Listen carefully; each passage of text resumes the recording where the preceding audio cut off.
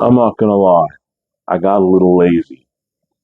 Truthfully, I had been stacking up so many episodes of my 2002 2003 story that, well, I was a little slow coming up with the episodes that are supposed to come up afterwards. My name is Phil, and you're listening to The Lip. Well,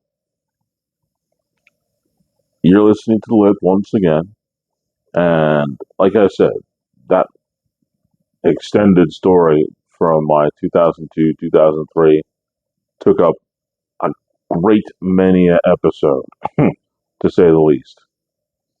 As a result, well, I had a lot of weeks that I had content that was pre-made. The only difference was I had no idea just how many weeks it was going to go until I finished it 2 episodes ago from where I'm standing now.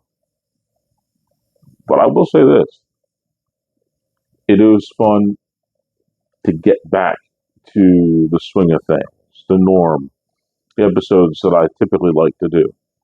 And today is no different. Today is Fact or Fiction number 17. I love doing Fact or Fiction episodes. It allows me to have a little bit of, well, a little more creative freedom. I can actually stretch out with my imagination and come up with things that didn't necessarily exist. But at the same time, I actually get to tell you some oddball stuff that actually did happen. But of course, I'm giving you the opportunity to decide which one is which. I will have to admit that tonight, as I'm recording, it's June 23rd, 2025. And if you're listening to this as it's released, that date is, of course, July 5th, 2025, which means that the 4th of July has happened. Happy Independence Day to all of you who are listening to this episode. I hope you enjoyed a safe, fun barbecue season. And of course, I gotta admit, not really sure what I'm gonna be doing, or I should say, in the future tense, as I've recorded this episode so far ahead of the 4th of July. And of course, I can't really go into the past tense because, well, this is the day after the 4th of July, so whatever plans I had made, I would have already done. So hopefully it'll be a lot of fun, whatever I come up with. And I hope once again that you enjoyed your 4th of July, which of course is going to go and lead me to the fill in the bank question. Now, this one is a sense of pride for me, I will have to admit. And the question of fill in the blank is, do you use propane and propane accessories to grill, or do you use charcoal or some type of fossil fuel to burn other than gas? The question is, do you use propane or do you use gas? And I answer this question by saying, I love you, Hank Hill. Propane and propane accessories are cool. But I have to tell you right now, tasting the heat and not tasting the meat and not the heat is the way that you do it. But I'm sorry, there's just something just vastly superior to smelling the the charcoal fire burn. It's just part of the experience. I mean, granted, anybody can just throw the stuff on a grill with gas and cook it, but my whole point is this: if I'm gonna go ahead and grill something with gas, I can do that in my kitchen. Why would I go stand outside in the inconvenience of the heat to cook with gas? No, no, no, no, no. If I'm gonna use a grill, I'm gonna have charcoal, and I'm gonna make a fire, and I'm gonna smell the smoke, and it's gonna bellow out through everywhere around. That's what I have to do. So the answer to the question of do I like gas or charcoal to fill in the blank, the answer is without a doubt gotta be charcoal. Gotta be. And now, after taking a sip of, well, today's drink, which is going to be hot apple cider, yeah, it's 88 degrees at 10:47 and I'm drinking hot apple cider. Oh well, all you crazy people who drink coffee, drink that stuff when it's 150 degrees outside and that cup is physically melting. So I'm going to enjoy my apple cider. Delicious. And after that sip, I'm going to ring the bell and begin the main event. Here we go. Fact or fiction. Now, once again, this is an episode that I really enjoy doing. I love fact or fiction. I do. It just seems to be a lot of fun to sort of throw it out there and let people know that, yeah, I've done some crazy things. But at the same time,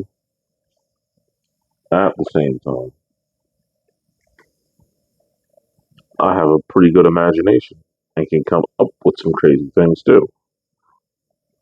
Now, I know that I don't have a vast audience like Howard Stern or Joe Rogan. And as a result of that, some of you may be new to listening to my show. And because of that, I'm going to give you pretty much the gist of how this show is going to run. I know for all of you who've listened to it before, you already know the deal. But to the new people who are trying to see whether or not they'll want to continue to listen to the lip, they need to understand how fact or fiction works. Because this is one of the staple parts of the show. These episodes. Been 17 so far over the last 4 years and counting.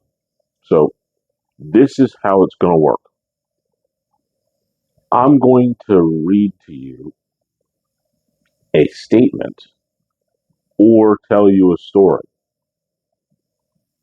Now, after I'm done reading the statement or telling the story, I'm going to give you some time to determine whether or not you think that what I've told you is fact or fiction. But of course, I'm not going to leave you on the hook. After some time to reflect, or if you really were interested in it, hit and rewind and listening to the stories again. I'm going to then give you the answers, which ones were fact and which ones were fiction. And occasionally I can tell you my goal is to stump you. I will have to admit, it really is. I want to know if you can figure out which ones were fact and which ones were fiction. And at the same time, I also am curious whether or not you think the stuff that is fact is actually more ridiculous than the stuff that's fiction. Because you know how they say sometimes, um, you know that line, truth sometimes is stranger than fiction. And we're about to find out. And I hope you enjoy this episode as much as I enjoy bringing it to you. And so, we begin. Fact or Fiction 17. The first thing I'm going to tell you is I was looking out the window at home and I saw a fleet of tow trucks removing a lot of illegally parked cars. Now, the thing that makes this interesting is the cars are parked on the other side of the street from my house. And because of that, they are on the side of other houses that are over there where there is no shoulder. As a result, it makes it really difficult for you if you're driving down that road across from my house to actually be able to navigate your lane because the cars that are parked are technically in your driving lane. So apparently, the city of Philadelphia got tired of this and they decided to make an example of a few cars, and they did it during the school year, which is makes me so much happier, I guess. What they did was they took literally three tow trucks and they picked up about four cars that were parked in this really difficult to navigate area. Because of course, if you're driving down the road and there's two, three cars parked on a side of the street where there is no shoulder and it's illegal to go there, you now have to drive literally one of two ways. You have to either be all the way in the opposite lane or you have to straddle the lane. Either way, oncoming traffic is looking right at you. So the tow trucks came and they removed those cars. Totally makes sense to me. And I have to admit, I did get a little bit of a laugh out of it, considering that, yeah, it's bad for me to say that I laughed, but hey, I did a little bit when I saw those cars being towed because I've come out of that intersection more than once, and it's really difficult to have to navigate that narrow area and avoid the cars coming in the other direction, and at the same time watching the cars that are on the cross street. It's really bad. I'm glad they picked those cars up. So my question is this the truth? Or am I just pulling you along to try to see if you'll believe what I'm saying? Next story that I've got for you. I'm going to be really specific on this one because I think it's good to be specific sometimes. Let's see. Am I going to do this one next or the other one? I'm going to use this one. Yeah, I'm definitely going to use this one. It was May 16th, 2025, so it's about a month ago. I again was looking out my window, and it happened to be a pretty cloudy-ish sort of day at the moment. And wouldn't you know, it was starting to rain pretty heavy at this point. It's cloudy, and then all of a sudden, rain just came down in literal, I can't even say buckets. I'm going to go ahead and say bathtubs of rain were coming down. It was really bad. And I saw this guy walking down the street, just getting soaked. Apparently, he thought that he was going to be able to get to the pharmacy and beat the rain, but he clearly didn't. It was insane. The guy was just getting drenched. I honestly think that if he stood still, he probably would have drowned. Just unbelievable how wet this guy was getting. Just man, he was literally, like I said, if he had stayed still, he most likely would have drowned. And then it happened. It was just unbelievable. The guy gets into the pharmacy, and it's probably 10 minutes before he gets in there, and it stops raining. No more rain for about 10 minutes. What happened at that time? My man went inside the pharmacy, got his whatever he was going to get, but everything was cool for like 10 minutes. Then my guy comes outside and it starts raining. I just couldn't believe it. Like, my man ended up in the one little small spot where the clouds had just missed everything and they had just been blown out for a little while with a little bit of rain coming up on the back end of it. So my man got soaked the entire time he was walking to the pharmacy. Goes inside. Just when he does, it stops raining.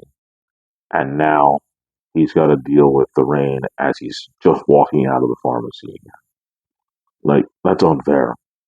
That's really unfair. It's almost as if God was looking at him and saying, "Watch this." That was unbelievable. I couldn't believe it. Now, my question to you is, do you believe that that poor man had such an unfortunate incident? Or maybe I'm just not being totally honest with you.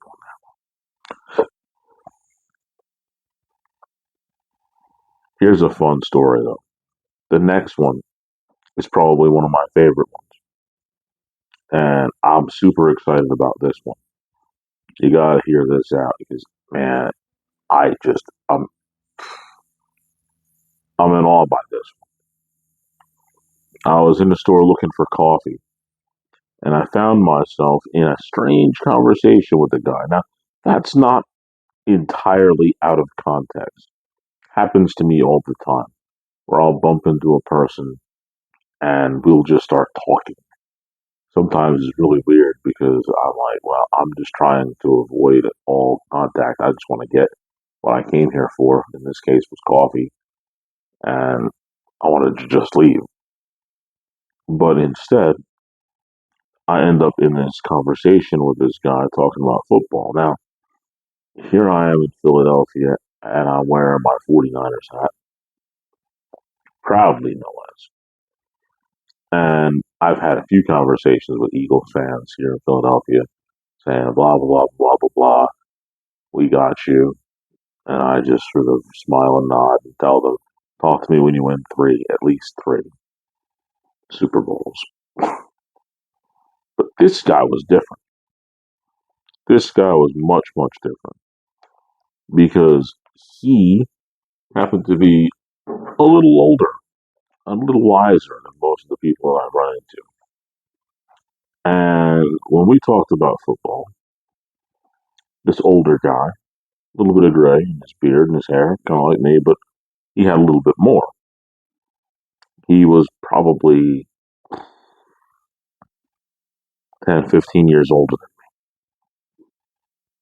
And in the midst of our conversation, he revealed that he was also a 49ers fan. Now, how is that such a big deal? Because occasionally I do run into 49ers fans and we smile and we talk about how much better our team is than the Eagles. But this is an exceptional conversation because this gentleman not only is a 49ers fan, he's from the Bay Area in San Francisco. Not only is he a 49ers fan from the Bay Area in San Francisco, he was there when the 49ers became the 49ers. Now, to explain that, anybody who understands the 49ers dynasty of the 80s and early 90s knows that none of that happens without Joe Montana throwing the football to Dwight Clark in the end zone to beat the Cowboys in order to get to that Super Bowl in 1981, the 1981 season. This guy happened to be sitting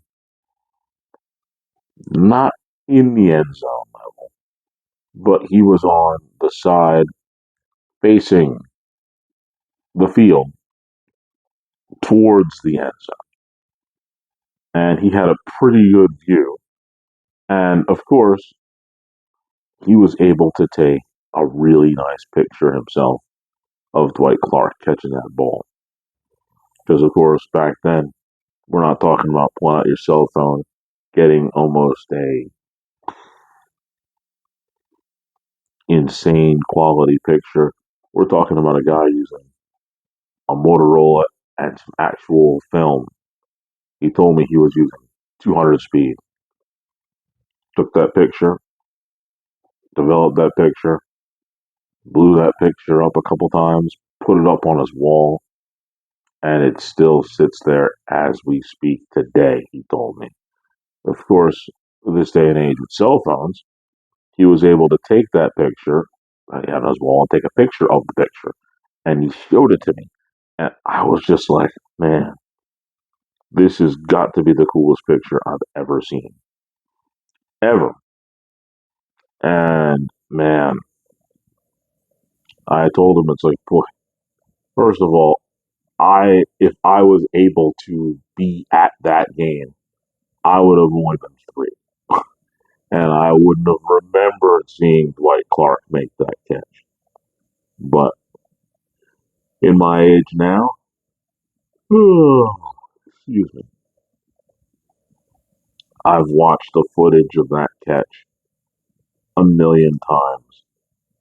And a million times, it still makes me think that was the coolest play I'd ever seen.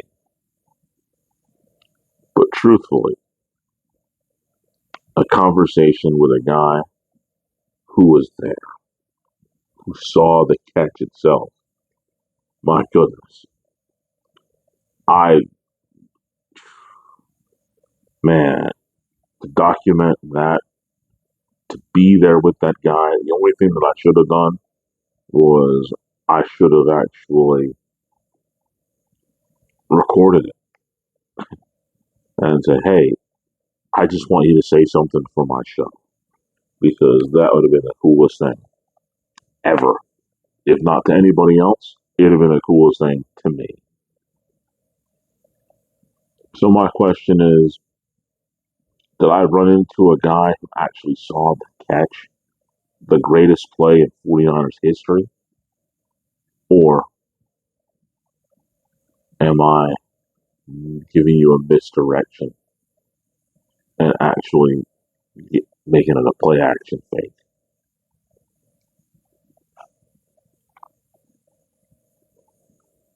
All right,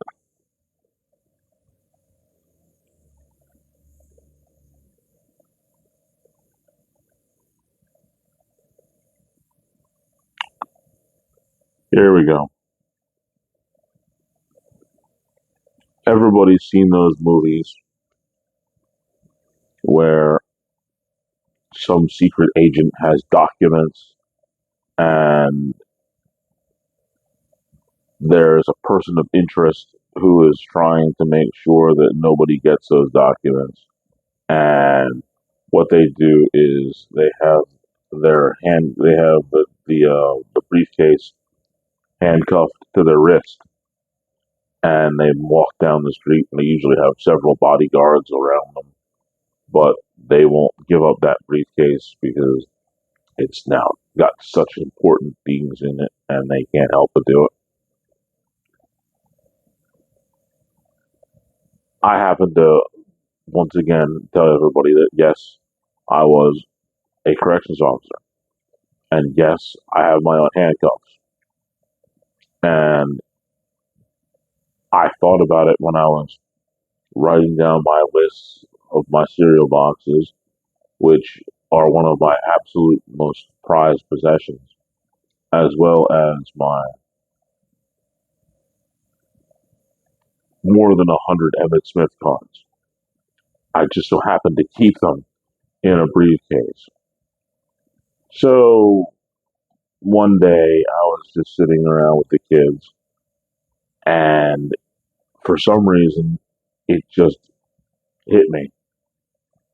I'm going to go ahead and I'm going to take the handcuffs, put them on, and cuff myself to the briefcase with my cereal box list and my Emmett Smith cards. I'm just gonna do it.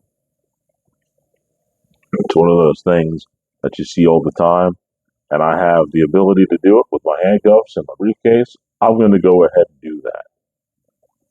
And so I did. I handcuffed myself to the briefcase with my cereal box list and my Emmett Smiths. Do you think that I'm that kind of person who would actually do something as crazy as that? Or maybe should I actually be locked up and thrown away the key for lying to you about such a weird thing?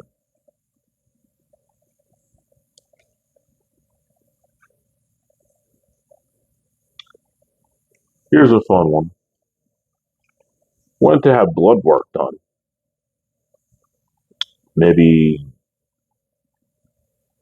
2 years ago now. And as I go into the room to get my blood work, I sit down and the nurse walks out of the room for a minute so that she can go and get everything the rest of the way set up. And I look, and there's a vial of blood, a single vial, just sitting on a table, just facing me. I'm like, what is this? Strangest thing. Just a random vial of blood, somebody's blood. I took it, and it was just left there in the room. And I thought to myself, wow, this is really, really awful. One of the most disgusting things I've ever seen. Now, most doctors' offices and facilities like that are a lot more hygienic, but this is a first. A vial of blood just chilling out randomly, just saying, hey, I'm here, I'm a vial of blood, look at me. Who knows what kind of disease I have, but I'm here. If you're a vampire and you're thirsty, come get some. Now, normally I would be totally freaked out by something like that. But for some reason on this day, I just sort of looked at it and I just essentially pretended that I didn't see it. The nurse came back in. I made sure that she took the needle she was going to use on me out of a clean uh, bag because I don't know how many times you've all had blood work done, but a lot of times you'll look and you'll see them actually removing the needle out of the plastic so that you know that it's a fresh needle that they're using. And my goodness, I for the first time really paid attention to that to make sure that they weren't trying to double up on the needles when I seen that blood sitting over there in that vial on that table. And I was like, all right, let's get this over with. And they did, and I was out of there, and I don't think I could have gotten out of there fast enough. Now, did I actually look at a sippy cup for a vampire just sitting on the table when I was going to get blood work? Or maybe am I trying to trip you up and bleed you dry? I'll let you know pretty soon. I got one more to go. Here it is.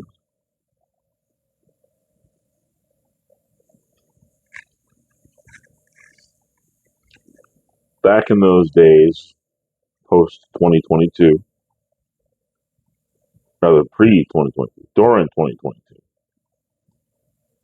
in that era, probably 2021, because it wasn't 2022. I was at the gym and I saw a guy at the squat rack, and he went and he was probably doing, I don't know, 315, 325. He had a lot of different weights. He didn't just use the 45s. He had some 10s on there. So hitting probably somewhere around 325 and change. And he goes and he's repping out the 320-ish pounds on the squat rack. And he's doing like 4, 5, 6, 7. And then on the way up, bang, it happened. Knee just goes out on him. He's all the way down. We're talking, he was in great form. He went real deep, and then I guess he went a little too deep because on the way up, his knee just buckled. And that was the end. He started screaming. The gym attendants all showed up, went over to him, saw how bad it was, immediately got on the phone, started calling the ambulance to try to get him out of there so that they could essentially, but I would imagine, just from what I could see, he definitely blew out his ACL, probably his PCL, most likely his medial lateral, the MCL as well, and the medial meniscus, which is what I tore. I think he must have torn at least those three because it looked really bad. Hopefully, he didn't mess up his quadricep or patella tendons as well. But it really, to make a long story short, his knee was definitely shredded wheat after that. And one of the most horrific things I'd seen in the gym was so bad that I can imagine easily a year, 18 months of therapy after surgery in order to get himself walking again. Forget pushing up any kind of weight. And so I hope that that guy is feeling better. By now, it's been a few years, so more likely than not, his therapy and his rehab is over. And I can only imagine that he's probably not putting up as much weight as he used to. But as long as he had a good doctor and he did a good rehab, he's in good shape. Now, did I actually see a guy at the gym blow out his knee? Or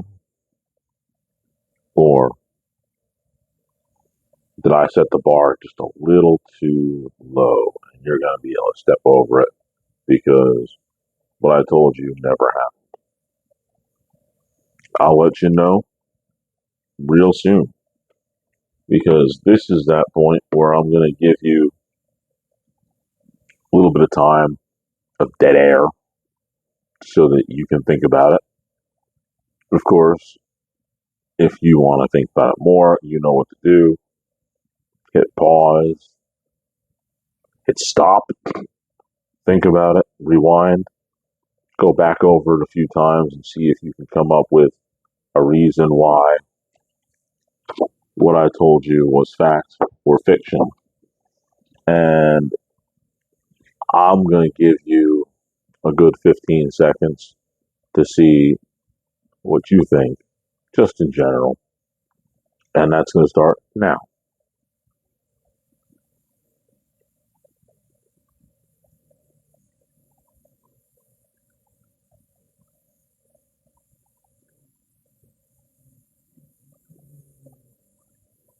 Okay, we're back. Whether or not you decided to revisit the stories I told, or if you hit stop, pause, whatever you're going to do, I'm about to tell you which ones were fact and which ones were fiction. Starting at the beginning. I looked out my window and I saw a fleet of tow trucks taking out a whole bunch of cars across the street. Well, that is absolutely 100% a fact. Happened May 9th, 2025, a couple days after my birthday. Sat there and opened the blinds, and I'm looking outside, and what I see is three tow trucks, two of them loaded up with cars, one about to pick up a car because, like I said, that space on that side of the street, there is literally two-way traffic, no sidewalk, no shoulder. It's just literally enough for two cars to go through. And people parked on that side of the road. Teachers in particular, considering that, like I said, it was in May, and they park alongside of my property, and they definitely park down there too. So it's not a stretch of the imagination to imagine that a few teachers probably came out and discovered that they needed to take the bus to get home. But 100%, yeah, I saw a tow truck come and pick up a bunch of cars on the side of the road by my house. Now, I said on May 16th, I watched a poor gentleman get wet, get really wet.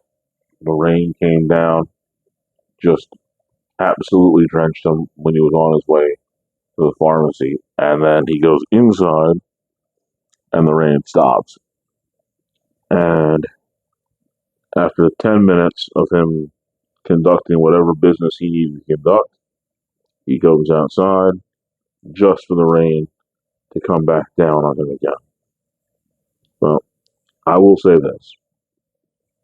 The Bible does, in fact, say it will rain on the just as well as the unjust. But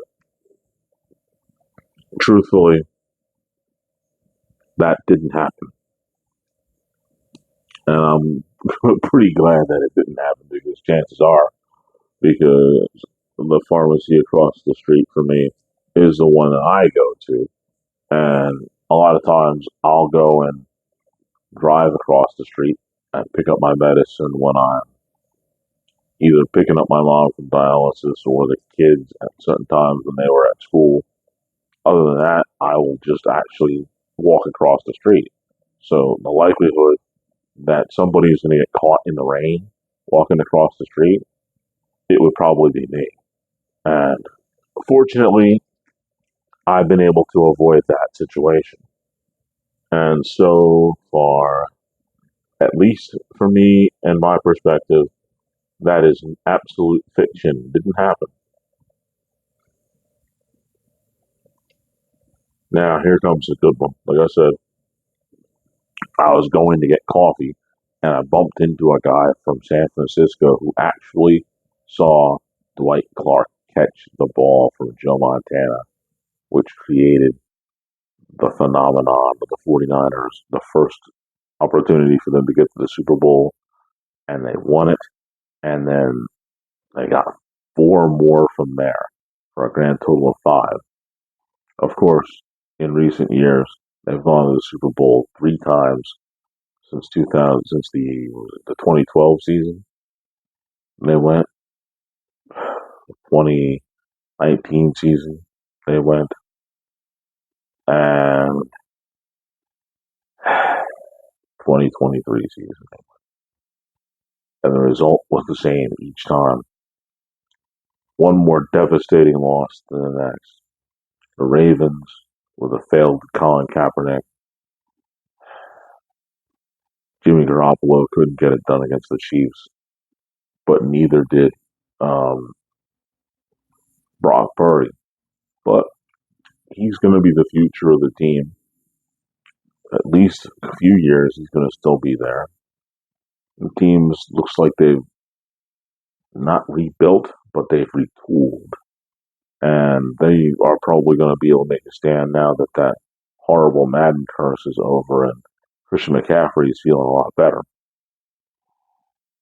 Now, knowing all this, it would have been the greatest honor to have actually sat next to somebody who actually physically watched in San Francisco on the majestic Candlestick Park to see that play. But anybody who knows me knows that even though my mother drinks coffee, I wouldn't necessarily go buy coffee without her.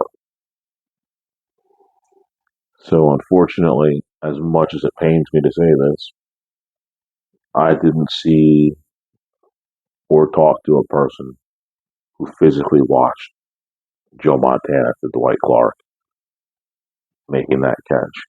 That's fiction. It's a sad fiction, but it's fiction nonetheless. Okay. Did I have that kind of vanity and want to actually handcuff myself to a briefcase? Well, yes, I did. That is fact. I did put my handcuffs on. As I said, I am a former corrections officer and I still have my cuffs off mine. And yes, I attached them to my left wrist and to the briefcase that had my Emmitt Smith cards, or I should say that has my Emmitt Smith cards and my list of cereal boxes. Trust me, it was pretty cool. And I was walking inside the house and I'm like, yep, I got my briefcase and it's cuffed to my wrist and I'm not giving it up.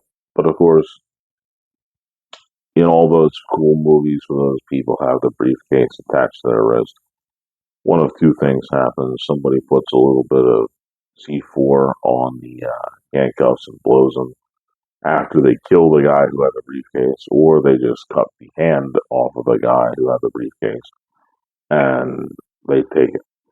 So, as cool as it kind of looks and as functional as it kind of is, you got a real big target on yourself, and most likely it's going to kill you, especially in those kind of movies. But when you're in your house, it's cool, it's fun, looks great. And so I did it. Yeah, I cuffed myself to the briefcase. I did that. Now, going to get blood work done and seeing a vial of blood laying on the table, I'm going to tell you right now, I did in fact see the vampire sippy cup right there waiting, and it was unnerving to say the least. Didn't feel good at all to see the vampire sippy cup. Really didn't.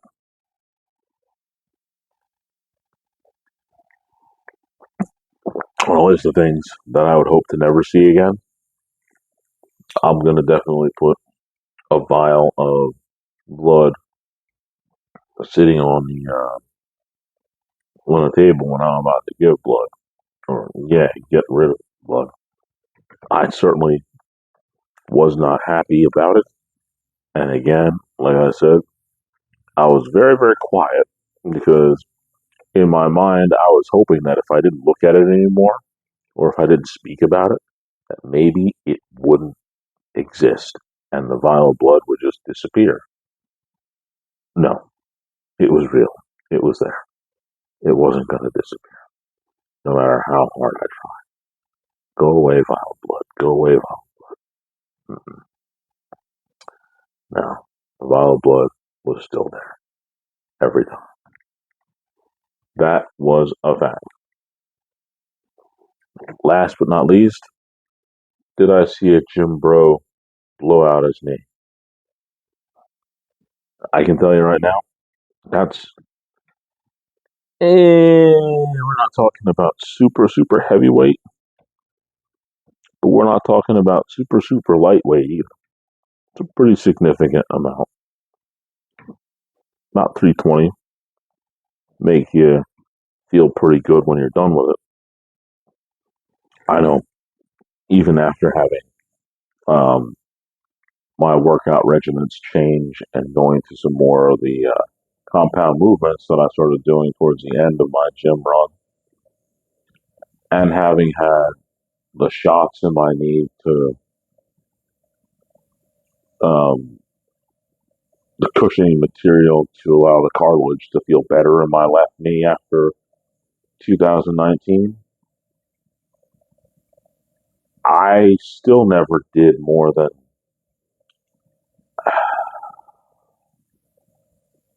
145 squatting. I just like to know that I could do the motion and get the form right and have something on my back, which would actually activate the muscles, and I would do as many as I felt comfortable. I get maybe 8, 10 in a set, in a rep, 8, 10 reps in a set, somewhere in that neighborhood. Never did over 300 pounds that way. Deadlifting, I did, yes. Not squatting. And I can honestly say that I'm very glad after having knee surgery that I didn't ever see anybody blow their knee out that bad in the gym. That is 100% fiction, and I hope that it will always stay fiction. That I never see anybody do something like that because it's just oh, gruesome to think about. And on that note, I have talked about all the things that I'm going to talk about here on Fact or Fiction 17. And I'm going to ring the bell and end the main event.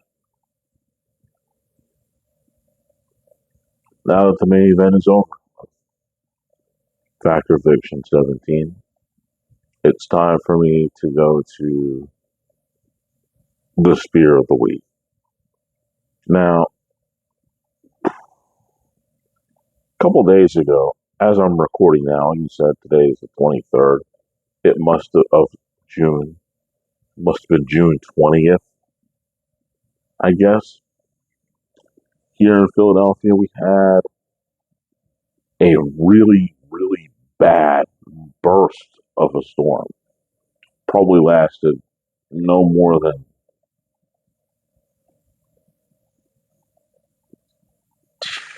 I don't know, 15 minutes, if that. But over that small 15-minute period, torrential downpours, like 70-mile-an-hour winds. It was bad for that short period of time. It was really, really bad. And during that really, really bad period with the high winds and the heavy rain, what happened was one of the trees that's by my house, we got one, Larry, George, Steve, and Joe, we named them. With Steve, he lost a couple of pretty significantly good sized branches. Fortunately, the car was farther up in the driveway and the branches missed the car and the house. All is good. Now, even today on the 23rd, as I was driving around, I saw that there was still some significant damage around the neighborhood and some power outages still. We were fortunate to not have lost power and just had those couple small things. So, I mean, long story short, I would have to give the spear to that crazy storm because it did some serious damage. in a very short period of time. So that's the spear of the week. That really bad storm.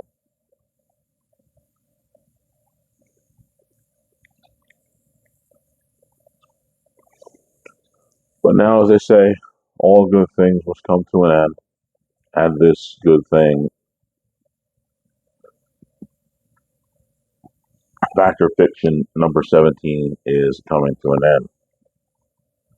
I gotta tell you right now, all the wonderful things that have happened in the last